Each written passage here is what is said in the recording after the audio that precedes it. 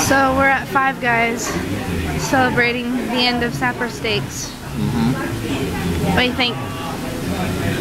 Good food. Good food?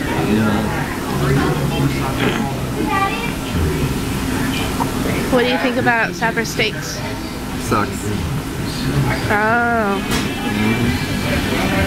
The end. Otherwise, you're basically just gonna have a video of like however many minutes of me eating fries. I can't even hear you. You're basically just gonna have like a whatever minute video of me eating fries. Eat a couple more and then I'll turn it off.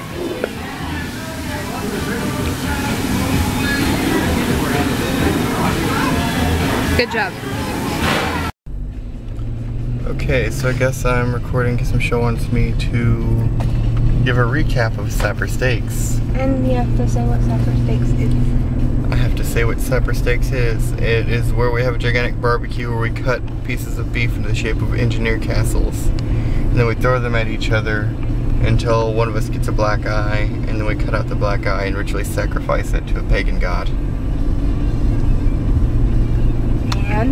And it involves us going out to the field for 4 days and 3 nights. It's just a big field.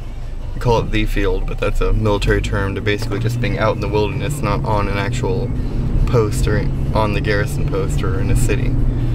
And it's about 40 square kilometers. And they had 12 stations out there with different engineer tasks, which are just basic things that soldiers need to know how to do that we haven't really done in a while. Like, they divided people into teams basically to compete, and the 12 events, 100 points each event. So we go out there the first night and, you know, we set up our camp or whatever, and we get told our first point, and our first point is a grid location that we have to find and navigate to using a compass and a map, even though my squad leader and our point man, you know, I was the one with the compass and I pulled it out maybe once because they completely ignored me anytime, and it's like, oh, don't worry, we're not lost. And I guess it doesn't really matter. We weren't lost, we were just taking the longest possible route to every point, and it doesn't really matter if we walk 20 miles to get to a point. It's not like we don't have anywhere else to go.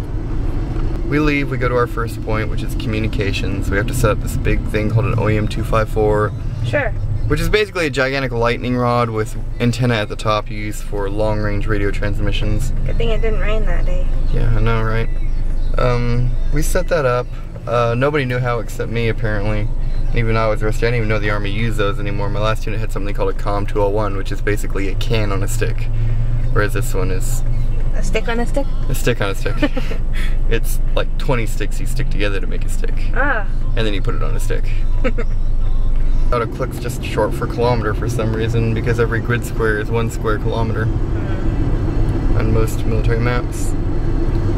And that was about 1.5, 2 clicks to that area. And then from there we went to, we had to go back to the main base camp.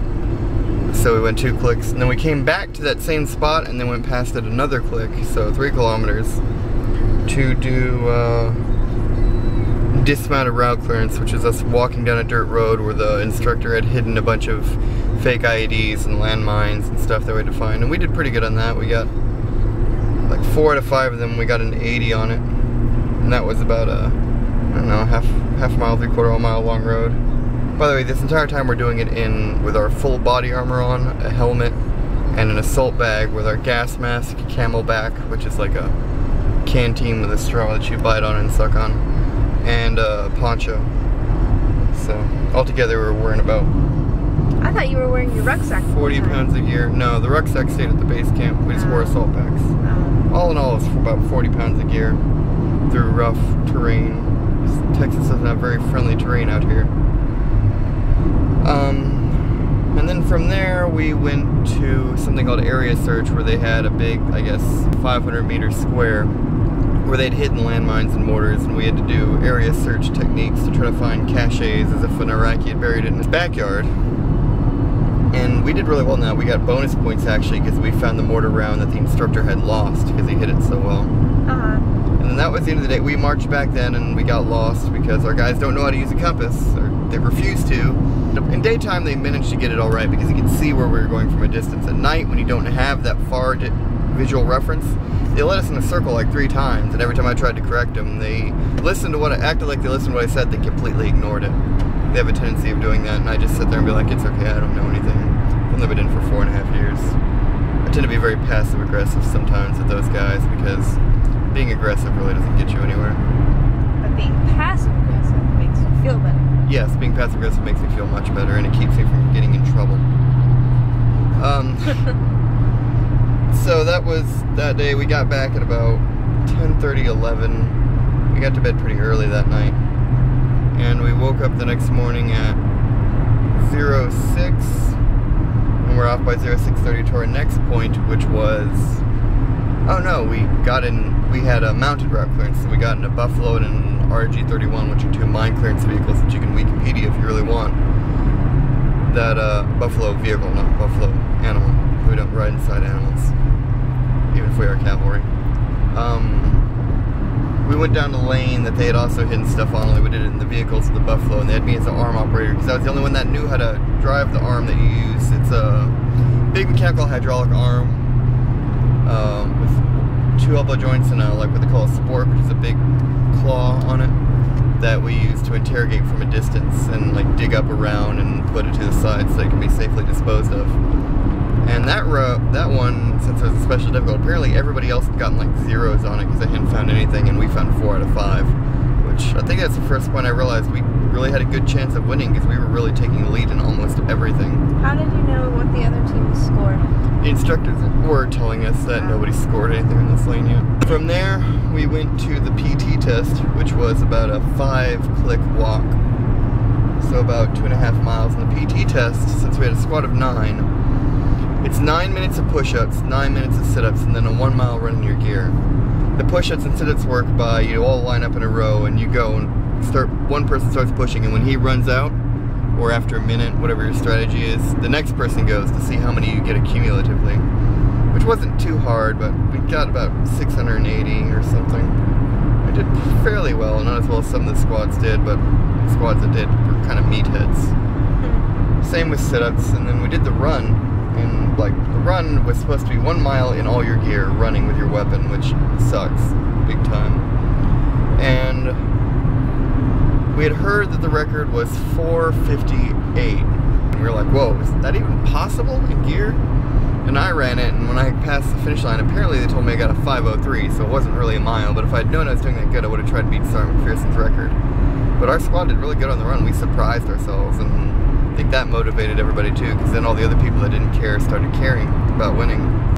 We went from the PT test to weapons, which weapons was, you had the 50 cal heavy machine gun, the 240 Bravo medium machine gun, the 249 squad automatic weapon or SAW light machine gun, the M4 carbine, the M9 pistol. I think that's all of them. Yeah, that was all of them. And they disassembled all the weapons and they put them in a big box. And each person went up there on their own, and they had to open the box, sort the weapons, and put them together in the least amount of time possible. You had 10 minutes to do it on your own, and at 10 minutes, you could, the rest of your team could come help you verbally, not physically. They couldn't put it together for you. And then they averaged the time of the teams, and we started with our, well, Sergeant Fox wanted to start with our fastest guys, even though our slowest guys didn't know how to put it together, and I was like, no, listen, just be quiet and listen. If these guys don't know how to put together a 249, have somebody who we already know is going to get way over 10 minutes start, and then have them save the weapons they don't know for very, very last. Then when we come help them, our armor and me can talk them through it so that everybody can watch what they're doing and learn the weapons. I think it was the first thing he listened to me on because it worked really well. And then we slowly got faster and faster as we went down to eventually me and Sarmeza, and you'll never guess who had the record, Staff Sergeant McPherson. At least until Sarmeza. Staff Sergeant McPherson assembled all 5 weapons in 8 minutes and 22 seconds. And then Sarmeza assembled them in 7 minutes and 45 seconds. And I assembled them in 6 minutes and 50 seconds. But in the weapons function check, they changed something because the functions check is making sure the weapon's assembled correctly. And for some reason they think you need to pull the trigger like 20 times when in reality you just need to flip the switch over one more time to do the next one. But they explained it 3 different ways, and I got confused on one of them, so I got a 30-second penalty, making my time 7:20.